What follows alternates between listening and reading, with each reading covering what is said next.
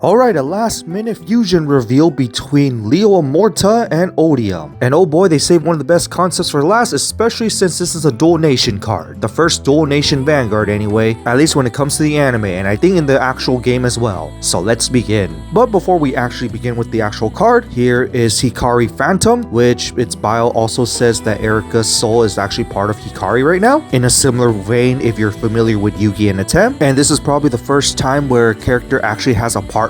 And here's the confirmation of the next episode on who's Michiru's opponent, because they didn't even show who's Michiru's opponent, but it's actually a silhouette of Raika. And based on the synopsis, it's the leader of Team Twilight, the opposite of Team Blackout, so Blackout doesn't exist. In which we go to the actual card itself, starting off with the main card, one who bear resolves in sin, Liael Animus, which is a grade 3 with 13 power, and it's a dual nation of Dark State and Cater, since of course it's a fusion of the two Liael, past and present, and future technically, in which the skill is Count. This card can only be rolled on top of a grade 3 Odium or Amorta, and if you normal ride on top of it, it becomes a Persona ride. Despite how this is worded where you can only ride it on top of a previous form, the next skill will actually fix that, because auto, when placed on Vanguard, choose a grade 3 Odium or Amorta from your sword drop, and it gets all the following abilities along with the name until the end of the fight. And then look at top 5 cards deck to choose up to one card from among them, and either bind it or put it face up as regress gauge. But if you bound, choose a card from the bind zone, put it to the drop, but you put it as regress gauge, choose a card from regress gauge and put it to the drop. And of course, shuffle your deck.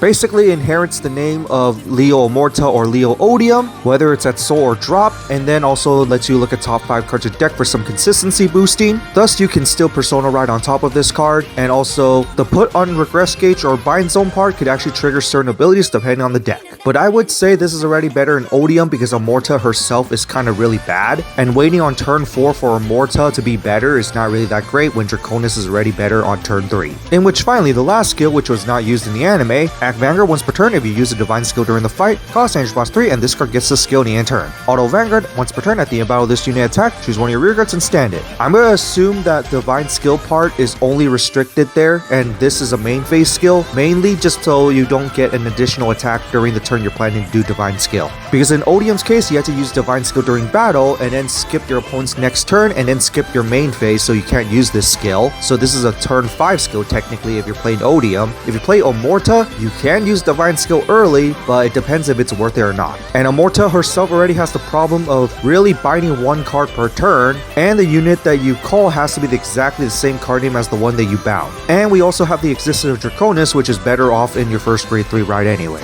So if anything, this new Liael is actually more of a Odium support, just because it's Odium but with additional stuff. And for Amorta, you can't really wait an additional turn for one additional bind, especially when Draconis can already give you that additional bind on your first grade 3 ride. And existing of Draconis just makes this card irrelevant in Amorta. But overall, it's a nice new Liael, especially if it comes to Odium. And now to some Odium support, starting off with Boundary Piercing Colossus, which is a grade 1 with power in the skills. Auto, when put as regress gauge during your turn, soul charge 1 and then choose one of your units, is this plus 5k power in your turn. You don't need to run this, you don't have really space for it. But a card that you can tech in, but I don't really recommend still, is Steam Performer Liera, which is grade 1 with power in the skills. Auto, when discard from hand during your turn, if your order zone has a destined timepiece, call Soul Blast 1, call this to back or rear guard, aka through the ride deck or through the divine skill turn, which requires you to discard 2 cards. In which the second skill is Count Guardian. If your order zone has destined timepiece, shield plus 5k, which could be early game as well, which is also pretty nice. It could be a nice little tech card for you to run if you have space for it, although Odium might be hit with some more important cards though.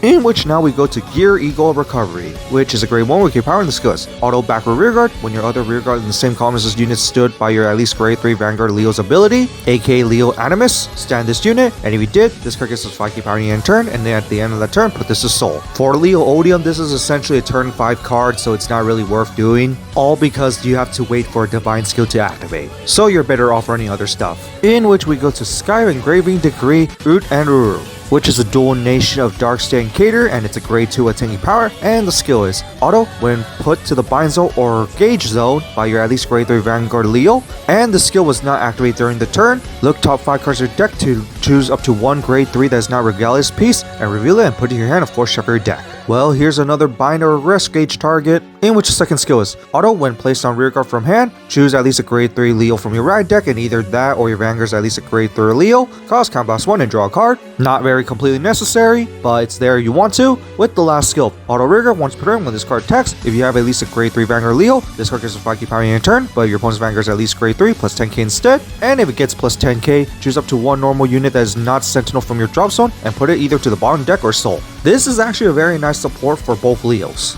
It's a consistency boost for grade 3 search, which both Liaels actually want to, because Liael Amorta wants to search for Gab as well, or even just Liael Amorta herself for PG skills. And this card is also a big beater on its own that also has some extra additional bonuses, in which both Liaels actually use Soul, which is also very nice that you could choice Soul Charge, or just bot deck one of your own cards from the drop, which the Amorta deck actually really needs as well sometimes. In Amorta's case, it's essentially a better version of Liael. Liael looks at top 7 instead, which is in a way better, but it does cost a Soul Blast, but that one's on play, so it does actually have some benefits. And Liael does get some extra power on its own, but 10k if you actually have Gab and Bind. While this one technically does have both the search and the extra power, this one also has the additional part of either choice soul charging or bot decking a card from your drop zone, which is helpful in Liael Amorta. But regardless, this is a good card for both Liael decks just because it's more consistency boost and it's a bind gauge target. And finally, here's the secret rare. And next week on Tuesday, we are confirmed to have Youthberg Phantom, because Rika is going to show up in this week's episode. And it's also going to be the first reveals of set 14, and we don't know what nation it's going to be. But for some reason, based on the team name of Twilight, part of me still expects this to be a catered deck, but as a Royal Paladin theme unit. Or just put a little twist on Dark State like what they did with Vladimir, and put a Royal Paladin theme in a Dark State deck.